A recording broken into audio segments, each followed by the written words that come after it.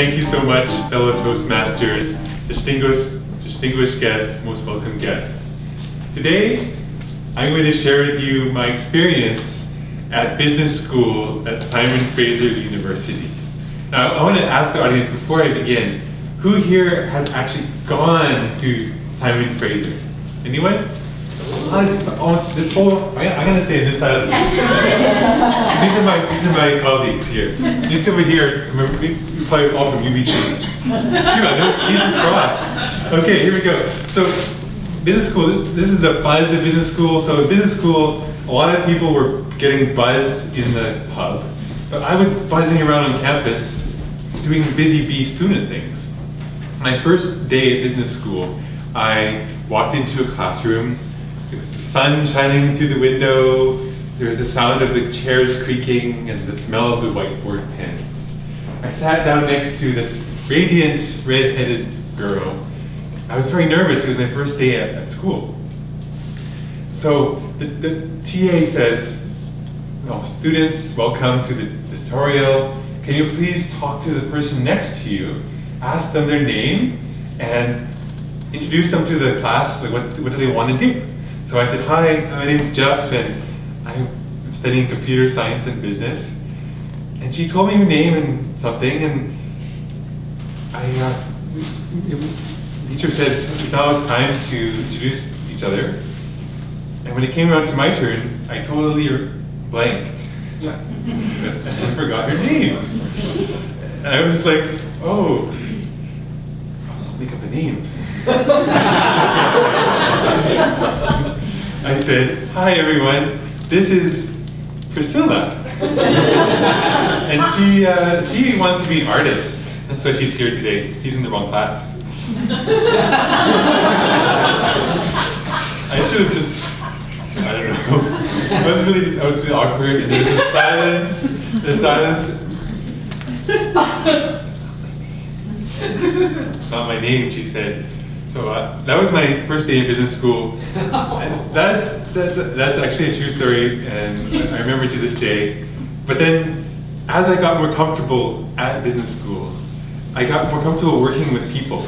And I had to work with groups, because an important part of business, as you know from Toastmasters, is ability to have communication skills and work together in teams. So we went to the bottom of the library at Simon Fraser, which is it's built in the 60s. It's this huge castle kind of building, very imposing. In the bottom of the library, there's an area for studying where you can have tables and groups and talk really loud if you want. Because libraries usually have to be quiet.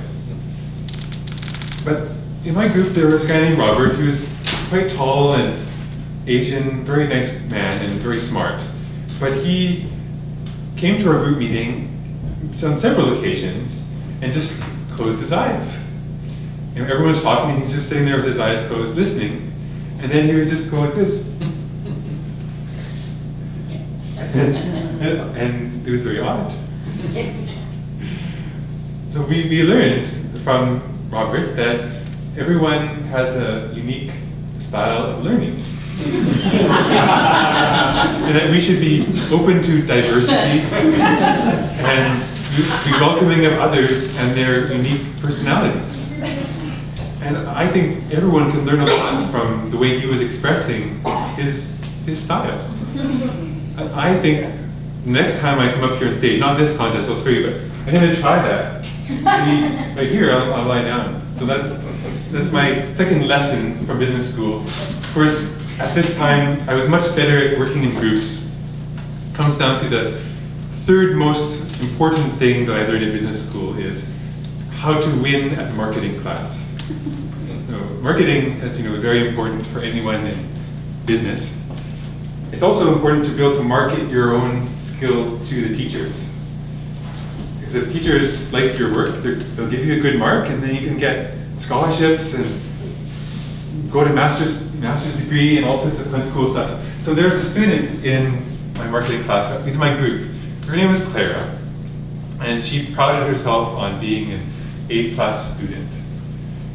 I wanted to be really good at school too. I was really happy to be in her group. And we were doing a marketing assignment, which was to write a paper. We had a few weeks to do it. It was going along really well. We had everything written quite well, nicely. We had a few days left to go. We had maybe 3 or 4 days. But Clara said, "Can you just let me take the paper home for the weekend? I just want to do some final edits." So we said, okay, I can give you the paper. So she took the paper home, and it was due on Monday. We arrived at school on Monday, had a look at the paper, and we didn't recognize it. It was different. We didn't have time to read it very well, but I noticed skimming through that every time there was a turn of phrase such as, opportunities or synergies or economies of scale or productivity, all sorts of businessy like words that are very useful to throw in anywhere you want. She had put those in italics every single time.